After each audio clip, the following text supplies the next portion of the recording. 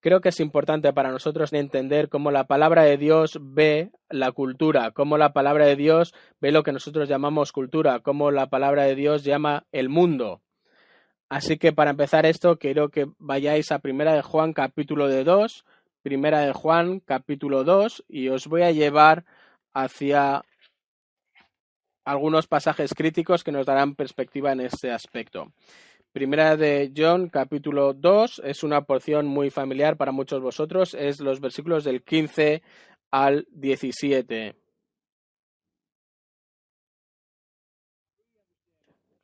Así que entendemos todo lo que dice la Biblia acerca del amor de Dios, pero aquí hay un amor que Dios odia, es el amor que Dios odia.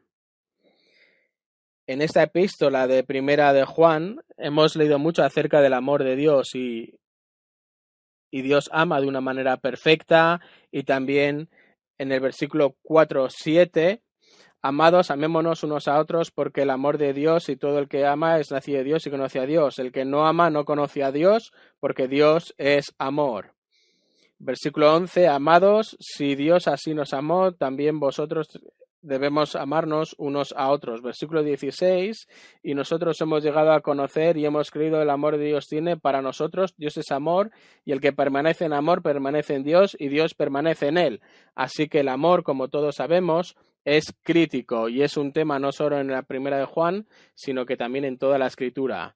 El amor de Dios, la naturaleza de Dios, tanto como su naturaleza, la podemos ver a través de su gracia y su gracia redentora, pero tal y como Dios ama perfectamente, también odia perfectamente. Son inseparables. Cualquiera que ama también odia aquella cosa que amenaza lo que él ama. Cuanto más amas algo, también odiarás algo que asalta la cosa que tú amas. Por eso dice que odies todo lo que tiene que ver con Satanás si realmente amas a Dios. Si amas a Dios, tienes que ir en contra de esto. Salmo 119, versículo 13, dice que amo tu palabra y odio a los que son de doble sentido, aquellos que no tienen simplemente una autoridad en tu palabra. Salmo 119, versículo 128. Amo tus preceptos, amo la escritura, odio cualquier cosa que va en contra de ellos. El 163, aborrezco y desprecio la mentira, pero amo tu ley. Así que esto es muy importante conocerlo, que Dios tiene un amor perfecto, pero también Él odia todas cosas que amenazan a su amor. Si amas a Dios, tienes que odiar cualquier cosa que vaya en contra de Dios. Sé que decir la palabra odio es algo muy fuerte, es una palabra muy fuerte. El amor perfecto de Dios demanda también un perfecto odio de lo que Dios no puede por su naturaleza amar. De hecho, Dios habla acerca de su odio en maneras muy específicas. Si recuerdas, y seguro que lo haréis, en Proverbios capítulo 6. Proverbios capítulo 6 es simplemente versículo 16, 6 cosas que el Señor odia. Y hay 7 que son abominación para él. Ojos soberbios, lengua mentirosa, manos que derraman sangre inocente, un corazón que maquina planes perversos, pies que corren rápidamente hacia el mal, un testigo falso que dice mentiras y el que siembra discordia entre sus hermanos. Ojos soberbios. La soberbia, el orgullo, es la base de todos los pecados. Es lo que hizo que Satán se fuese en su rebelión de donde estaban el resto de los ángeles, con los ángeles caídos. El orgullo es lo que llevó a Adán también a pecar dentro del Edén. Salmo 119, 127 dice que Dios también odia los ojos soberbios. Salmo 101, 5. Nadie que tenga ojos soberbios serán tolerados por Dios, son intolerables para Dios. Este orgullo que se coloca en contra de las cosas que Dios ama. Isaías 3 también nos dice en el versículo 16, además dijo el Señor, puesto que las hijas de Sión son orgullosas, andan con el cuello erguido y los ojos seductores y caminan con paso menudo, haciendo tintinear las agujas de sus pies. El Señor herirá la tiña su cráneo de las hijas de Usiñas, y el Señor desnudará su frente. Aquel día el Señor les quitará el adorno de las ajorcas, los tocados y las lunetas, los pendientes, los bracetes y los velos, la redencilla, las cadenillas de sus pies, las cintas, las cajinas de su perfume y los amuletos, los anillos y aretes de su nariz, las ropas de gala, las túnicas, los espejos, los turbantes, y sucederá que en vez de perfume aromático habrá podredumbre, en vez de cinturón cuerda, en vez de peinado artificioso calvicie, en vez de ropa fina, ceñidor de cilicio, cicatriz en vez de hermosura. Tus hombres caerán a la espada y tus hombres en la batalla. Sus puertas se lamentarán y estarán de luto en ella, y desolada se sentará en tierra. ¿Por qué todo esto? Por el orgullo. Dios odia el orgullo. Dios odia también la crueldad, odia la mentira, odia el pecado, odia cuando pecamos de manera premeditada, odia cuando lo hacemos de una manera que lo hacemos, también odia el divorcio. Isaías 61:6 odia la debilidad, Jeremías 44:3 odia la idolatría, también odia la hipocresía. No quiero tus canciones hipócritas. Apocalipsis 2 odia la religión falsa, odia la alabanza falsa, y hay algo más que Dios odia. Hay un amor que Dios odia. Hay un amor que Dios odia. Y Juan nos dice eso en el texto que hemos leído en la primera carta de Juan, capítulo 5.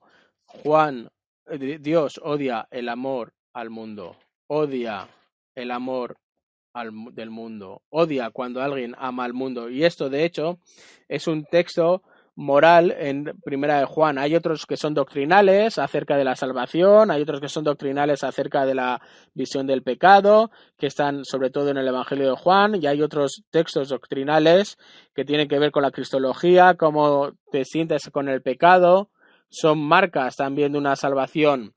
Pero hay textos que hablan acerca de la moralidad, que hablan acerca de ser obedientes a la palabra de Dios y acerca del amor, el amor. Amar a Dios es una demostración de la salvación verdadera.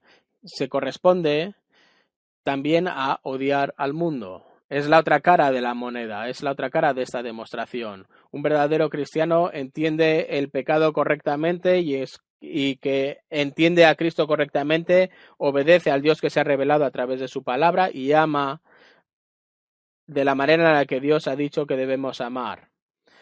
Amar a Dios, amar a la Iglesia y amar incluso a otros.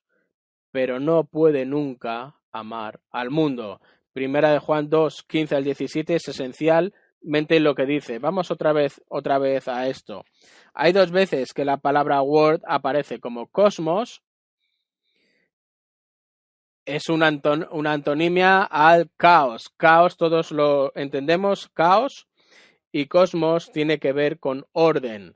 Significa orden en griego. Por eso cuando vienes aquí esta mañana, lo que has hecho ha sido usar los cosméticos para poner orden en todo lo que ha sucedido durante esta noche en casa. Y estamos agradecidos de que lo hayas hecho porque has puesto orden a todo lo que esta noche ha desordenado. Sobre todo en tu pelo, es algo que también se puede ver. Así que el cosmos es un sistema, es orden. Y cuando hablamos acerca de orden o hablamos acerca del mundo, podemos hablar y podemos referirnos acerca del mundo creado, y tenemos muchas razones para amar el mundo creado. Los cielos, Salmo 19, declaran la gloria de Dios y cómo Él lo ha creado todo. Salmo 104, la misma cosa, y a través de toda la Escritura podemos o debemos amar lo que Dios ha creado. Y debemos amar a Dios también por haber creado todo lo que vemos. También amamos el mundo creado por los hombres, porque incluso Dios, cuando miró el mundo creado y al hombre dentro, estuvo realmente convencido de que lo había hecho bien. Y fijaros si Dios había amado tanto al mundo que incluso llegó a dar a su único hijo, y en Primera de Juan una y otra vez también se nos dice que tenemos que amar de la misma manera. En Primera de Juan 2 también dice que Cristo es la propiciación de nuestro pecado. el mismo es la propiciación de nuestros pecados, y no solo por los nuestros, sino también por los del mundo. Y en esto sabemos que hemos llegado a conocerles si guardamos sus mandamientos. Lo mismo en el capítulo 4 dice que Dios ama a la humanidad, ama a su creación, y también le damos gloria a nosotros por su creación. Y también ama incluso a los que no han sido regenerados, y también Dios ama al mundo, incluso a los pecadores. Y nosotros también tenemos que demostrar ese mismo amor a ellos. Pero hay otro uso del término mundo, y este es el término del que tenemos que ser claros cuando miramos al texto que tenemos delante. En este caso no hablamos del mundo creado, no estamos hablando acerca del mundo humano, sino del sistema que tiene que ver con Satanás, el sistema satánico, el que está totalmente opuesto a lo creado por Dios, el cosmos de un mundo caído, el orden de un mundo caído. Y esto sobre todo claramente está siendo asaltado y está siendo en contra de Dios. En Juan capítulo 7, versículo 7, Jesús está hablando con sus medios hermanos que no eran creyentes, los hijos de María y de José, y les dice a ellos: el mundo no os puede odiar, no puede odiaros a vosotros, pero a mí me odia, no os puede odiar a vosotros, porque vosotros sois parte de él, pero me odia a mí porque yo doy testimonio de él, que sus acciones son malas. Y Jesús entendió perfectamente por qué era siendo odiado. Estaba siendo odiado porque estaba diciéndole al mundo, y no simplemente al mundo secular en su caso, sino sobre todo también al mundo religioso, les estaba acusando en contra de lo mal de su propia vida. Incluso fue más allá, y en el capítulo 8 de Juan le dice que si fueseis de vuestro padre, me amaríais a mí. Juan 8:42. Jesús le dijo: si fueras de vuestro padre me amaríais, porque yo salí de Dios y vine de él, y pues no he venido de mi propia iniciativa, sino que he venido. ¿Por qué no entendéis lo que digo? Porque no podéis oír mi palabra. Sois de vuestro padre el diablo y queréis hacer los deseos de vuestro padre. Él fue un homicida desde el principio y no se ha mantenido en la verdad. Porque yo digo la verdad, no me creéis. Versículo 45. Este es el mundo. El mundo es satánico. Está bajo el poder del príncipe del aire, y el mundo pertenece a Satanás, y cree sus mentiras y sigue sus deseos, y no puede hacer frente a la verdad. Eso es de lo que estamos hablando. Este mundo tan complejo bajo Satanás, lo que nosotros llamamos como el reino de la oscuridad, donde todas las personas que no creen funcionan o están viviendo. Capítulo 15 de Juan, versículo 18, le dices: si fuerais del mundo, el mundo amaría a los suyos, pero como no sois del mundo, el mundo no yo os he escogido en el mundo, por eso el mundo os odia. Vosotros estáis en el mismo lugar en el que Jesús dijo que vosotros ibais a estar. La manera que vosotros veis la realidad es completamente opuesta a cómo el mundo ve esa realidad. Por supuesto, nunca van a compartir vuestra visión de los temas humanos y de las soluciones. Hay un sistema que está dominando el mundo, y este sistema está hecho realmente por deseos satánicos y mentiras y decepciones que vienen de Satanás. Todo está dirigido y todo está profundamente afirmado en Satanás. Cuando Jesús dijo en Juan 17 y oró agradeciendo al Padre que los suyos no eran del mundo, incluso como yo tampoco soy del mundo, Jesús lo dijo: es verdad, mi reino no es de este mundo. Utilizamos el término mundo en muchas ocasiones para hablar del mundo político, el mundo de los deportes. Simplemente es un mundo complejo, es un sistema complejo que habla de todas las cosas que forman parte de ese mundo. Y esto lo que está diciendo es que todo está esencialmente opuesto a Cristo, opuesto a Dios. De todas maneras, necesariamente todo también está o es antibíblico. Todo esencialmente es antibíblico. Todo este mundo complejo. Nosotros estamos en contra de este sistema. Nosotros amamos la creación de Dios, nosotros amamos a los seres humanos, tanto creyentes como no creyentes, pero odiamos todo este mundo complejo que los tiene engañados. Odiamos el amor, odiamos el mundo en primer lugar, ¿por qué? Por lo que es. Por lo que es. ¿Qué es? ¿Qué es? Es el enemigo de Dios. Es el enemigo de la verdad. Es el enemigo del Evangelio. Es el enemigo de la salvación. Es el enemigo de los creyentes. Es el enemigo de la Iglesia.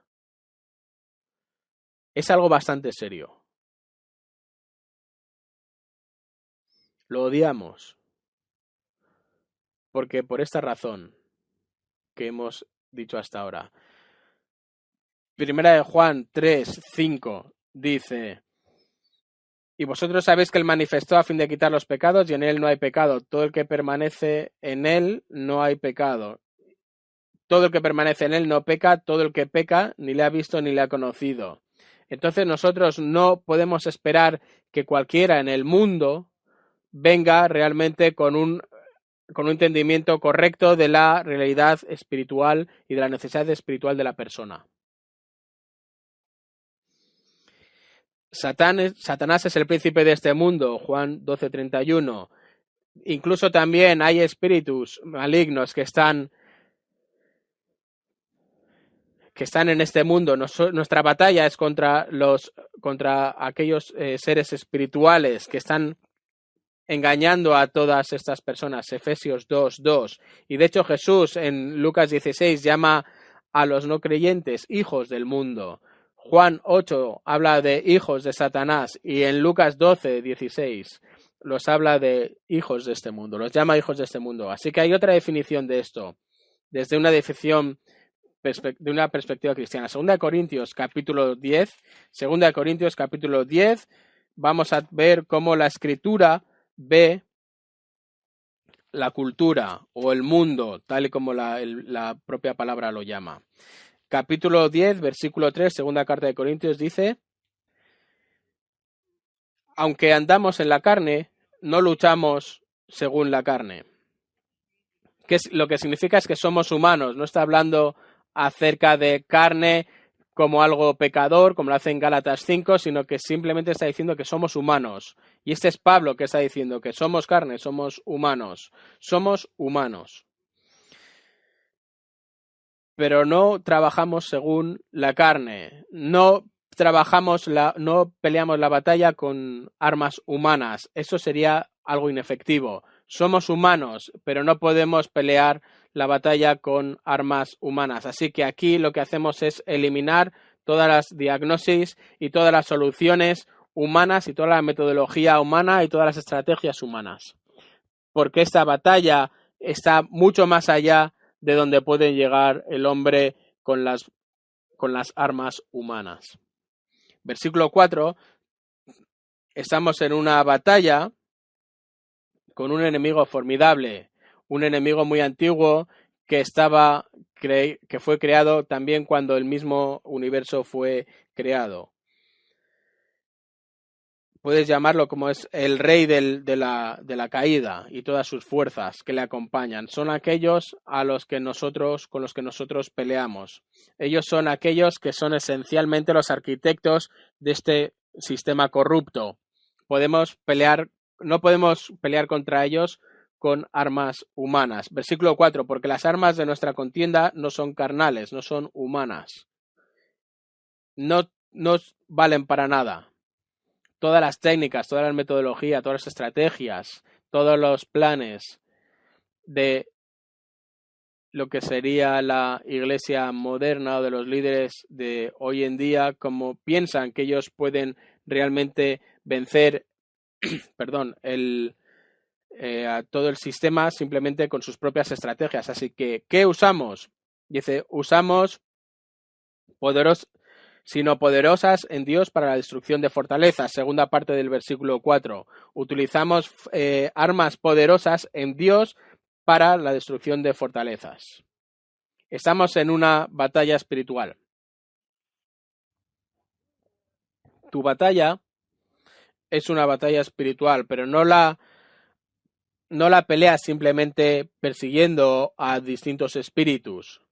Así que si ves que alguien está haciendo eso, no tienes ninguna autoridad para hacerlo, porque no tienes más autoridad que cualquiera que intentaron hacerlos, y como en el Nuevo Testamento dice, conocemos a Pablo, conocemos a Jesús, pero no te conocemos a ti. Así que no hay que perseguir a diablos. La batalla espiritual tiene que ver con poderosas contiendas en Dios para destrucción de fortalezas. Lo que está diciendo es que realmente delante de nosotros tenemos una verdadera fortaleza, no es simplemente una casa de papel, sino que está hablando de una fortaleza. Estás asaltando una fortaleza.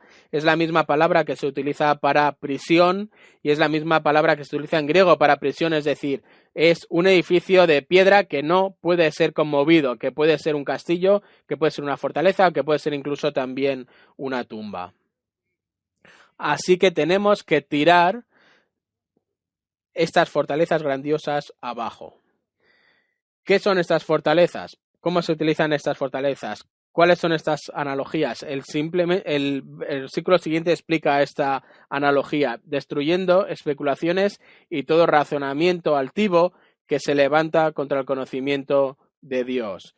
¿Y cómo? Lo dice en el versículo 5, destruyendo especulaciones y todo razonamiento altivo que se levanta contra el conocimiento de Dios. Esto explica lo que es una fortaleza. Una fortaleza es especulaciones.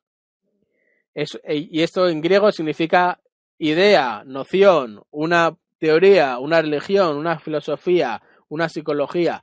Cualquier noción, cualquier idea, cualquier complejo, cualquier grupo de ideas, las estamos destruyendo. Ideas que se han elevado y que han sido levantadas en contra del conocimiento de Dios. Cualquier idea que va en contra del mismo Dios. Cualquier idea que va en contra de Dios. Estaba viendo el otro día una predicación en la televisión y es algo que me dolió. Dijo que no podíamos hablar a la mente de los seres humanos, que teníamos que hablar al corazón. Y esto es algo que no tiene sentido. Todo lo que hacemos es hablar a la mente de las personas, porque las personas literalmente son fortalezas que están hechas con especulaciones y con todo razonamiento altivo. Así que, ¿cuál es nuestro objetivo? Es tirar esas fortalezas abajo, para que nosotros podamos liberarlos de esas fortalezas y llevarlos cautivos a la obediencia en Cristo. Nosotros somos libertadores, pero eso es todo. Todo esto tiene que ver con la mente, todo esto tiene que ver con llevar la verdad a aquellos que están creyendo en mentiras y que están viviendo en fortalezas que están construidas bajo esas mentiras y que viven en tumbas donde les llevan esa mentira. Así que el mundo no puede nunca comprendernos. El nunca está siempre lleno de estos mentirosos. Están por todos los lados.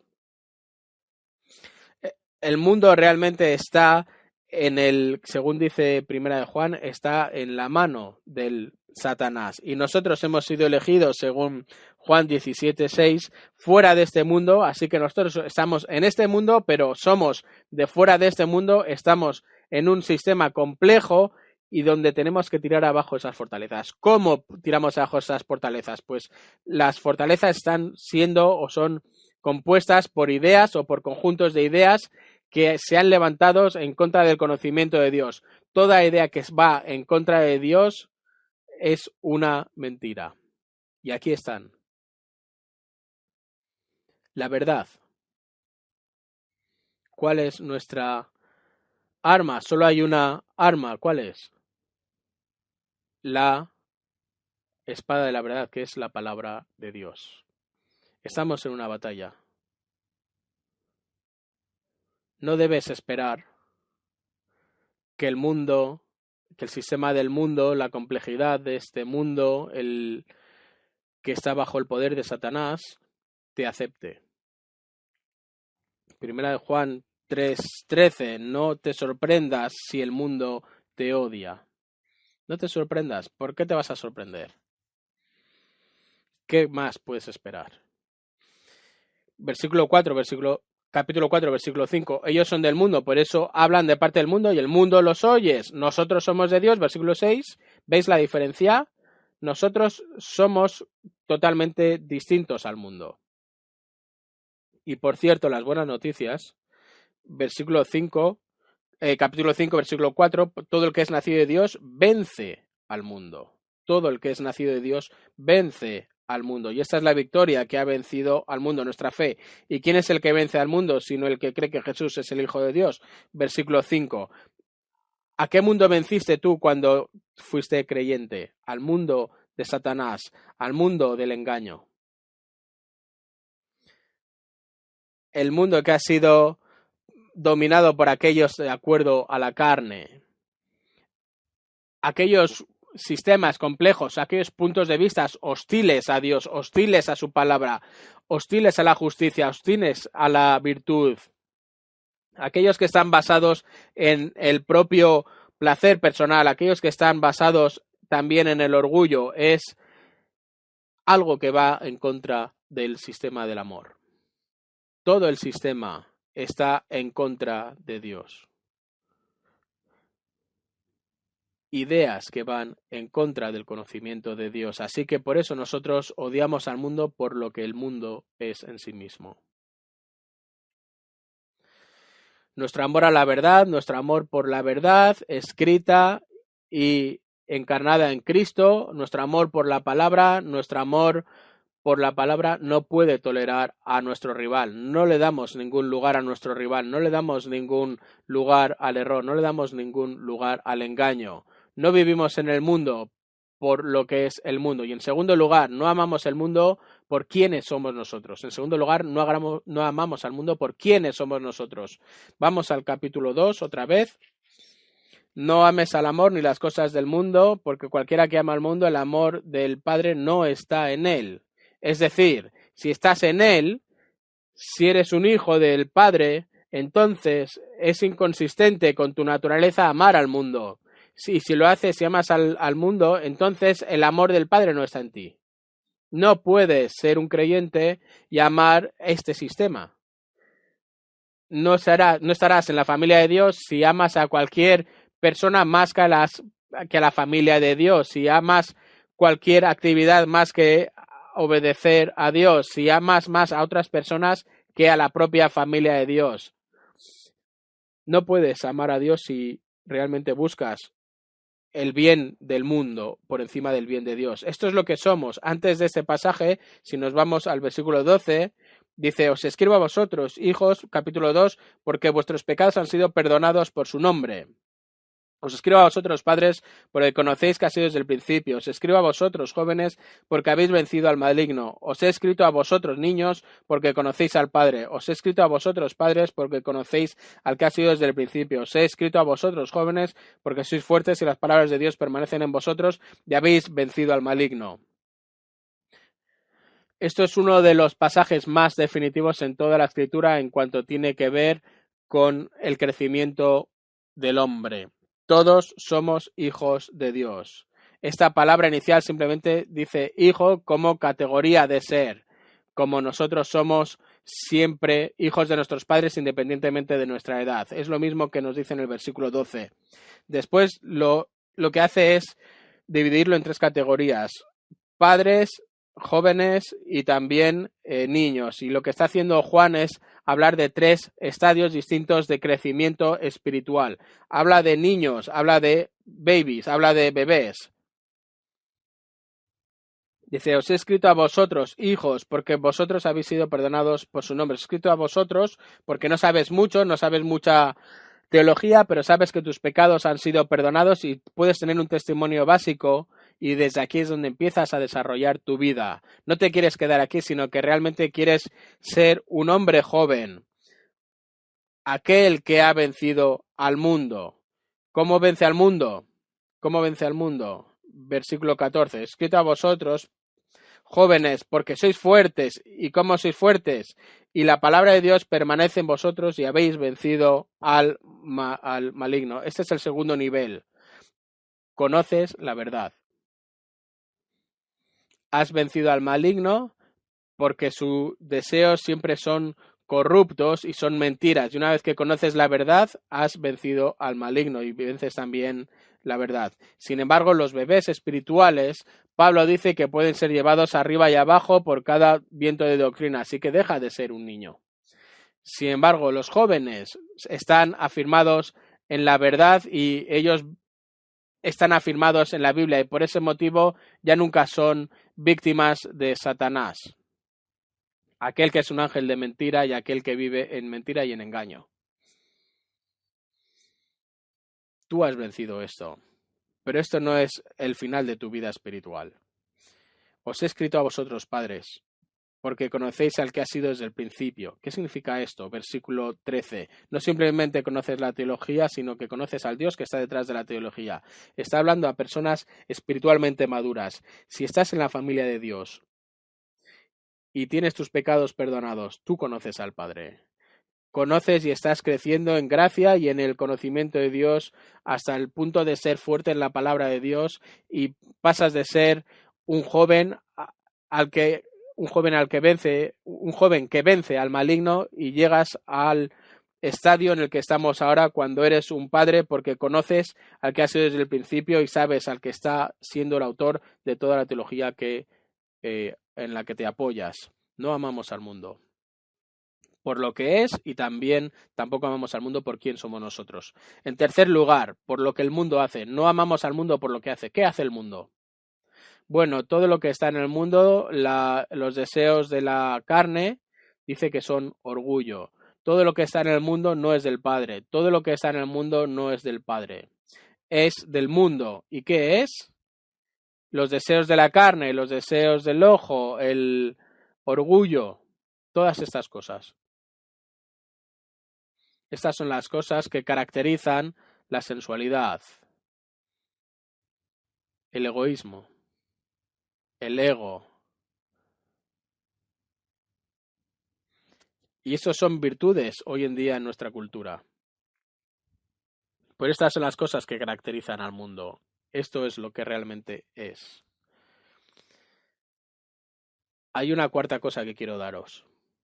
No amamos al mundo por lo que es, por quienes somos, por lo que hace, por todo lo que hace para nosotros, sino que tenemos que pelear estas cosas. Tenemos que pelear los deseos de la carne, porque nosotros como caídos todavía estamos sujetos a estos pecados. Pero por último, no podemos hablar al mundo, versículo 17, porque el mundo está muriendo. Dice, y el mundo pasa y también sus pasiones, pero el que hace la voluntad de Dios permanece para siempre. Por cierto, es un tiempo verbal presente. El mundo está en el proceso de morir, está en el proceso de autodestruirse, está en el proceso de autodestruirse, está en el proceso de pasar. Se está destruyendo él mismo. El mundo tiene cáncer. El mundo está corrompido y la antropología del mundo está tan intrincada dentro del mundo que lo está autodestruyendo. El mundo está muriendo, el mundo está pasando y también sus pasiones. Otra vez en el capítulo 2, versículo 8, Juan lo dice de otra manera. Las tinieblas van pasando. El principio está ya en operación, está sucediendo. Estás en un mundo simplejo que se está desintegrando y lo estás viendo de generación a generación y cada generación también ha sido testigo de ello. Pero quiero enseñaros para concluir lo que está sucediendo en nuestra generación. Vamos a Romanos capítulo 1. Romanos capítulo 1. Romanos capítulo 1, versículo 18. Porque la ira de Dios se revela desde el cielo contra toda impiedad e injusticia de los hombres que con injusticia restringen la verdad. el mundo está en el proceso de perecer, en el mundo de parecer. No simplemente el planeta, no simplemente lo que es la Tierra en sí, es eso el juicio escatológico, sino el sistema en sí, porque está corrupto desde su inicio, de fuera adentro y de dentro afuera. Es autodestructivo y se está autodestruyendo y lo está haciendo durante todo el tiempo. Cualquier sistema, en cualquier tiempo, en cualquier cultura, se está desintegrando, se está disolviendo. Además, puedes añadir que al mismo tiempo la ira de Dios ha sido revelada desde el cielo contra toda impiedad e injusticia de los hombres que con injusticia restringen la verdad. Así que tienes un mundo, un sistema que se está desintegrando por él mismo, por su propia corrupción, que contiene, pero además tienes la ira de Dios que está también actuando sobre él. Así que el sistema está muriéndose por su propia corrupción y también por la intención divina. Y hemos hablado en muchas ocasiones de la ira de Dios. Y dice que la ira de Dios se revela, no está hablando del futuro, hay ira en el futuro, ira escatológica, es la ira que podemos leer en los profetas y también en el libro de Apocalipsis, cuando Dios manda su ira en el mundo de la tribulación, pero hay otra ira, hay ira que tiene que ver con los cataclismos, hay ira que tiene que ver con las inundaciones, hay ira que puedes decir que es recibida por el hombre porque lo ha buscado por sí mismo, pero ¿qué ira es esta de la que estamos hablando? Esta no es una ira escatológica, no es una ira cataclísmica, no es una isla eterna, sino que es ¿qué tipo de ira es esta que se está revelando? Y además dice que lo está haciendo en un tiempo presente, la ira que se revela desde el cielo contra toda impiedad e injusticia de los hombres que con injusticia restringen la verdad. ¿Qué ira es esta? Vamos al versículo 24. Por consiguiente, y esto lo que hace es decirnos qué es esta ira, Dios los entregó a la impureza. Versículo 26. Por esta razón los entregó a pasiones degradantes. Versículo 28, mitad del versículo. Dios los entregó a una mente depravada. Y esta es la ira de Dios introducida en el versículo 18, que les está abandonando, los está dejando a su libre albedrío. ¿Qué significa esto? Significa que Dios se echa atrás y les deja que esa corrupción interna de todo este sistema pueda seguir adelante sin que Él intervenga. Es un juicio por el cual él se echa atrás y deja que se autodestruya. ¿Cómo sabes que eso está sucediendo? Versículo 24. Dios los entregó a la impureza de la lujuria de sus corazones. Así que ahora sabemos de lo que está hablando. Primera de Juan, capítulo 2. A la lujuria del corazón, de modo que deshonren entre sí sus propios cuerpos. Entonces, ¿cómo sabes que Dios ha abandonado a la sociedad? ¿Cómo sabes cuándo Dios abandonado? ¿Cuándo sabes cuando Dios ha dejado a la sociedad y que vaya en su propia autodestrucción, en su propia oscuridad, en su propia muerte y en su desastre? ¿Cómo lo sabes?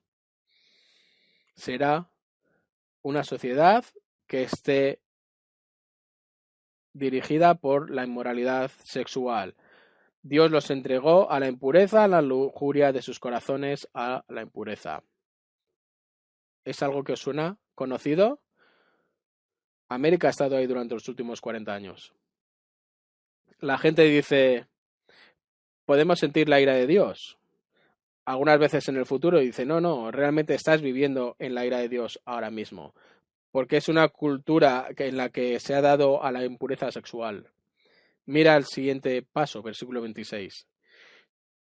Dios los entregó a pasiones degradantes, porque sus mujeres cambiaron la función natural por la que es en contra de la naturaleza, y de la misma manera también los hombres abandonaron el uso natural de la mujer y se encendieron en lujuria unos con otros, cometiendo hechos vergonzosos, hombres con hombres, y recibiendo en sí mismo el castigo correspondiente a su extravío.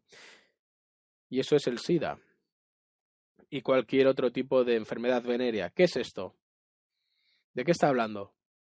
De la homosexualidad. ¿Cómo sabes que Dios ha abandonado la sociedad?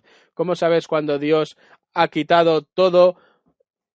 Y lo primero es la revolución sexual y en segundo lugar sería una revolución homosexual. Y esto no es que esté viniendo, esto no es algo del futuro, sino que estamos en medio de ello, estamos viviéndolo ya. El tercer paso viene en el versículo 28. Dios los entregó a una mente depravada. Y todo, entonces, se cae. Para que hiciesen cosas como injusticia, maldad, avaricia, malicia, colmados de envidia, homicidios, pleitos, engaños y malignidad, son chismosos, detractores, aborrecedores de Dios, insolentes, soberbios, jactanciosos, inventores de lo malo, desobedientes a los padres, sin embargo indignos de confianza, sin amor, los cuales, aunque conocen el decreto de Dios, tales cosas son indignos. No son lo que hacen, sino que también dan su aprobación a aquellos que los practican, hasta el versículo 32. ¿Cómo sabes cuando Dios ha abandonado una cultura? Tendrás una revolución sexual, una revolución homosexual, más una mente reprobada, que significa que la mente se ha ido y no hay manera de recuperarla. Esto es cuando la gente, como el presidente del país, o también todos y cada uno de los políticos, afirman la homosexualidad, y eso entonces nos hace ver que no hay una manera de vuelta atrás. Su manera de pensar está completamente corrupta. Esta es la evidencia de que Dios ha abandonado la sociedad. Y ahí estamos nosotros ahora mismo. Así que si hubo algún tiempo cuando nosotros no podíamos amar el mundo y donde no podíamos amar a Dios a la vez, es ahora. Nosotros amamos la creación. Nosotros nos regocijamos en la creación. Nosotros amamos a las personas. Ellos no son el enemigo, ellos son el campo de misión, pero nosotros entendemos que la complejidad de ideas está llena de mentira, llena de corrupción y de malos entendidos, y que corrompe todo. Todo está levantado en contra del conocimiento de Dios. Y no hace falta que te preguntes si realmente esto sucederá, sino que realmente tú ya has visto y has podido ver una revolución sexual, una revolución homosexual, y cómo hasta ahora estamos en medio de una sociedad con una mente reprobada y no podemos dar la vuelta desde ahí, no podemos darnos la vuelta. Hay mucha gente en los últimos 20 años, millones y millones de dólares han sido cambiados, han sido investidos dentro de el mundo político para darle la vuelta hacia un mundo amoral, pero esto es tirar el dinero, porque esto es ira divina. ¿Por qué ha sucedido esto? Porque cuando conocían a Dios no le glorificaron como Dios. Porque cuando tenían la verdad, rechazaron la verdad. Versículo 25. Y se quedaron con la mentira. Cambiaron la verdad por la mentira y adoraron y sirvieron a la criatura en lugar del Creador. Versículo 21. No dieron honor a Dios ni le dieron las gracias. Quitaron a Dios de la sociedad, quitaron a Dios de la cultura, quitaron el Evangelio, quitaron a Cristo. Y aquí está esa palabra otra vez utilizada. Sus razonamientos y su necio corazón fue entenebrecido. Profesando ser sabios, se volvieron, ¿qué? Necios. Y cambiaron la gloria incorruptible por la imagen de algo corruptible. Así que este es el mundo en el que vivimos. Y este es el mundo al que Dios odia. Y este es el mundo al que nosotros también odiamos. Este sistema de ideas. Pero mira, hay gente que están en medio de este mundo que nosotros odiamos, a estas personas sí que tenemos que amar. Así que, ¿cuál es nuestra misión? Tirar las fortalezas abajo y tirar todas estas ideas abajo. ¿Cómo lo hacemos? ¿Con qué? Con la verdad. La gente de la palabra, la gente de la verdad. La única arma que puede tirar abajo las fortalezas, las prisiones, las tumbas, es la palabra de Dios, es la verdad que está revelada en la palabra de Dios. Consejería bíblica es la única consejería que tiene cualquier validez en sí misma. El hombre no puede vivir de otra cosa sino de la palabra que sale de la boca de Dios. Vamos a orar. Padre, agradecemos esta reunión preciosa que tenemos, estos amigos que tenemos y también estos hombres que tienen hambre de hacer tu voluntad y de ser efectivos con tu palabra. Así que queremos ser honestos en esto. Esto no es algo en lo que nos guste pensar, pero pero tú nos has dicho que estamos en medio de una batalla de mentiras y de engaños, propaganda que ha hecho y que ha llevado los hipócritas, que ha llevado también los espíritus y que ha llevado el propio Satanás, y que el mundo está lleno de este engaño y también está lleno de estos engaños porque tu juicio ha sido llevado a cabo dentro de este punto, y entonces has dejado que la corrupción de ellos siga adelante. No queremos abandonar todo. No queremos ser simplemente vencidos por este complejo, sino que queremos recordar que tu evangelio todavía tiene que ser predicado y que será predicado hasta el final, hasta el confín de la tierra, hasta que el Señor Jesús vuelva. Así que, Padre, utiliza a estas personas que tenemos aquí delante, hazlos una bendición y una fuerza para el evangelio y para el bien, y para ayudar a tus hijos en la iglesia, que ellos sean más fuertes para poder llevar la verdad al corazón y a la mente de aquellos que están siendo engañados por el mundo, para tirar las fortalezas, para vencer las fortalezas que están en este sistema de mentiras que están manteniendo a las personas encarceladas. Utiliza a estas personas, Señor, para que puedan llevar a otros al conocimiento de la verdad. Me gustaría terminar con un pasaje en la Escritura. Está en el Salmo 81. Salmo 81. Salmo 81, versículo 11. Pero mi pueblo no escuchó mi voz, Israel no me obedeció, por eso los entregué a la dureza de su corazón para que anduviesen en sus propias intrigas. Así que ahora viene el lamento del salmista, versículo 13. Oh, si mi pueblo me oyera, si Israel anduviera en mis caminos. En un momento yo subyugaría a sus enemigos y volvería mi mano contra sus adversarios. Los que aborrecen al Señor le fingirían obediencia y el tiempo de su castigo sería para siempre. Pero yo te alimentaría con lo mejor del trigo y con miel de la peña te saciaría. Así que Dios tiene un remanente, Dios tiene sus personas y Él alimentará a estas personas y Él también acabará con sus enemigos, si ellos quieren oír su voz. Puede que no seas un predicador, pero cada vez que ministras a cualquiera desde este libro, desde la Biblia, estás dando voz al Señor mismo. Es un gran llamamiento. Que el Señor os bendiga.